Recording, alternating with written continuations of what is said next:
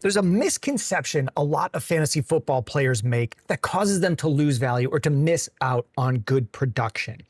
This is the Dynasty Market Report, where we look at a specific asset in Dynasty Fantasy Football, a pick, a player, and we look at real trades with that asset and see, what does the market think?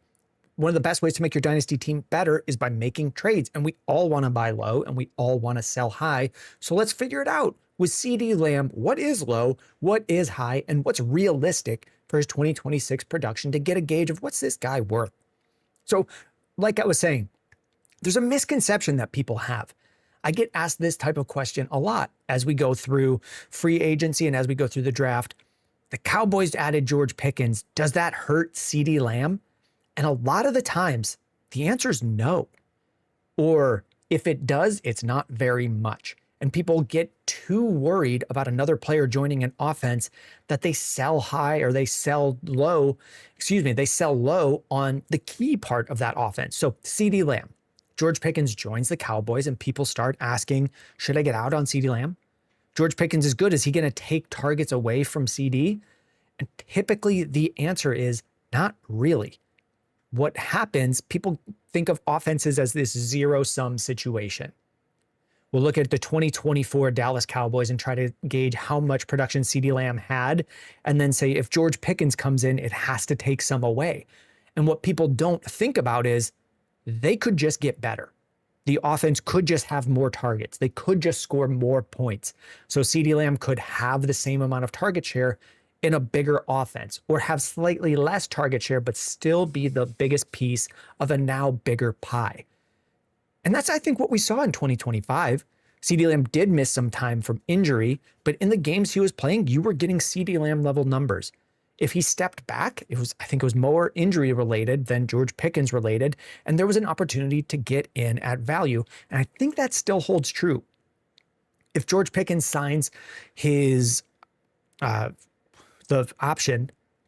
if George Pickens is it took me a moment. If George Pickens is franchise tagged and back on the Cowboys, I don't see it as a massive negative for Ceedee Lamb. We've seen that offense. We've seen how that offenses can just get bigger and produce. And I'm not sure we're going to see Ceedee Lamb take a step back. It's possible he gets injured again, but that's possible for anyone. And there's nothing about his age that makes me think we're near the end of his time of being an excellent wide receiver.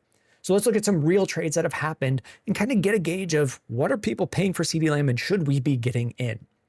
Here's the first trade. Someone sent Jonathan Taylor and Alec Pierce, and they came away with Ceedee Lamb. And that is a deal I would make. Jonathan Taylor's 27, Ceedee Lamb is 26 right now.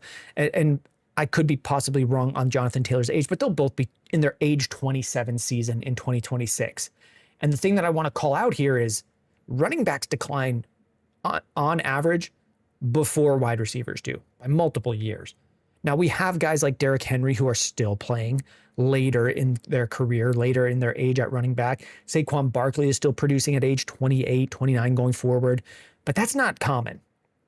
So I would not be surprised if Jonathan Taylor at 27 is still good, and then at 28, 29 kind of disappears. We've seen that happen a lot of times before, where if I can just take Taylor and Alec Pierce and say, I'll swap to Ceedee Lamb, who is unlikely to fall off after this year, it would be really surprising if Ceedee Lamb was not still great at 27, 28, 29, 30. And it would be surprising if Jonathan Taylor was. So I'll just make that swap. Here's another deal. And I promise these are all real trades. I put this one in here to say, go ask the Ceedee Lamb manager if you can get something like this. Someone sent Bucky Irving and they got Ceedee Lamb at a 27 second. I'm not going to talk about this deal a lot other than to say sometimes lowball offers get accepted. Sometimes they do. And this is one that I saw and I put it in the video. Here, let's get to a more realistic trade. Ceedee Lamb for Ladd McConkey and the 105. The 105 could end up being Fernando Mendoza. And if we're looking at crossovers or realistic guesses of what Mendoza will do, I would look at someone like Cam Ward, maybe someone like Bryce Young as a crossover point in value. So not amazing production at the 105. And then Ladd McConkey, who could still break out. I'm still high on Ladd McConkey. We have a video on Ladd. I'll pin it on the cards section on YouTube. You can check that one out. But if I have Ceedee Lamb, I'm not making that deal. And if I have those guys, I'm fine with selling the upside just to take Ceedee Lamb here, especially if I'm contending and I just want more trustable production, or if I just want to trade for Ceedee and then send him away. I think you can get more going from Ladd in the 105 to Ceedee and then to something else than you could without that stop of Ceedee Lamb. Here's another deal where I'll take Ceedee Lamb. It's straight up Lamb for Caleb Williams. I really like Caleb Williams. I'm in Chicago. This is a Cubs hat. I love him as a player. I don't know that he's excellent as a fantasy football quarterback. And we've seen guys at quarterback kind of spike up in an offseason after a good end of the year. And then we get into next year and go, well, he's not that special for fantasy. I think Caleb is a very good NFL quarterback, but I don't know for sure that he runs enough to be a repeatably great fantasy football quarterback or provide as much value at quarterback as Ceedee Lamb does at wide receiver. So I would swap to the wide receiver. And I think you can get more if you then just take Ceedee and get a different quarterback and a wide receiver. I would really like the Ceedee Lamb side of that deal. Here's an even deal, or I think is value even. I have my preference. The deal is Ceedee Lamb for Devon Achane.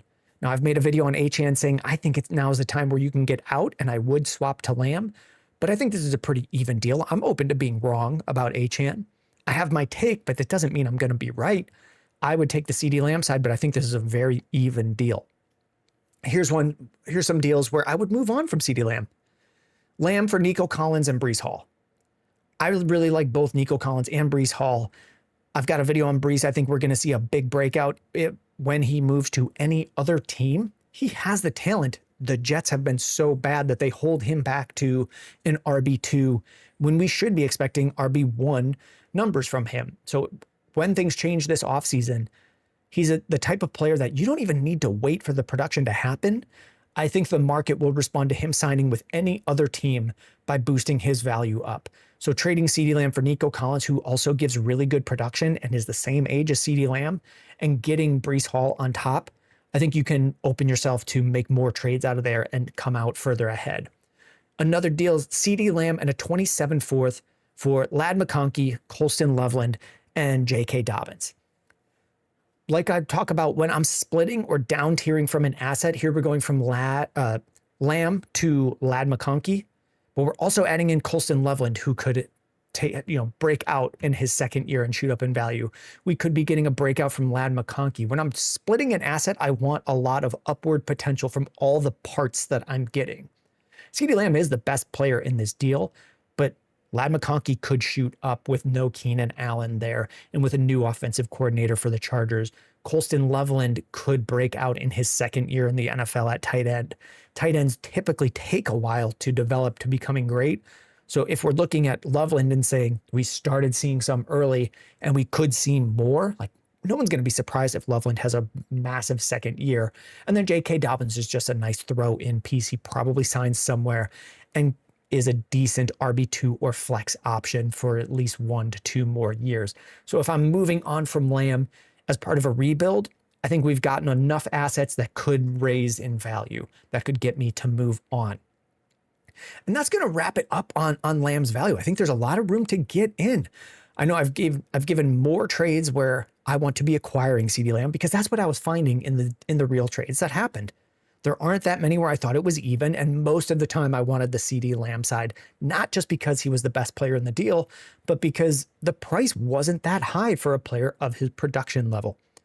If you've made it all the way to the end of this video, take a look at the one from yesterday where we talked about Amon-Ra St. Brown, another player in a similar tier. We're going to end up seeing a lot of the same types of trades there, but we'll have that one linked for you.